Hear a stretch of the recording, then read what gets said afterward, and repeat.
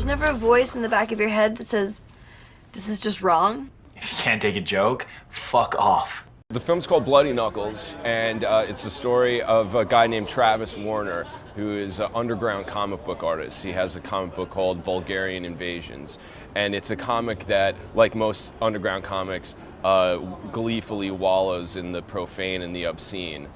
He's not afraid to offend people, and he, is quite a staunch defender of freedom of expression and the right to offend.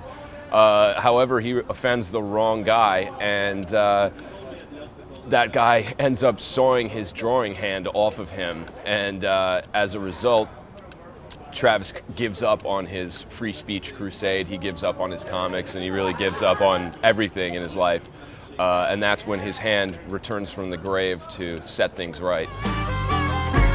That hand has caused great offense. I've always been a very staunch defender of free expression. I mean, I grew up at a time when, like, 2 Live Crew was being hauled into court for obscenity charges, and Mike Diana, a comic book artist, was charged with obscenity, and unfortunately a conviction that still stands to this day.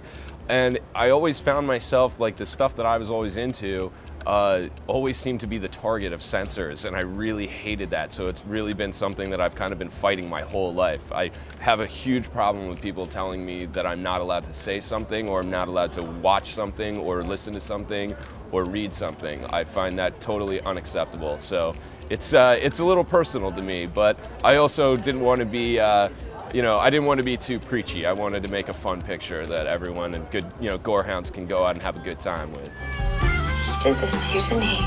This insolence ends tonight. I've been a diehard horror fan since I was a little kid. Like when I first picked up Fangoria magazine when I was about 9 years old, and I kind of saw the kind of craft of how these films that I already loved were actually made, and that you could actually do this for a living. I knew exactly what I wanted to do, and this was the genre that I wanted to work in. The kind of movie that I've made here is the kind of movie that I loved growing up. I loved movies like Reanimator and Street Trash and Bad Taste, and I wanted to kind of pay homage to those films. It's definitely a movie that wears its influence on its sleeve. There's, people will look at it and they will see, obviously, Evil Dead 2, they'll see some Street Trash, they'll see, a bunch of stuff in there. So, yeah, I wanted it to, I wanted, fans to look at this film and say, like, oh yeah, like I get where he's here. I know that influence, because I think that's fun, when filmmakers do that. And so when it was my opportunity to do so, like, I was like, fuck it, yeah, I'm gonna do that.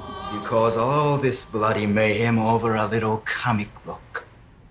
It's funny. I was gonna say the same thing to you. Here I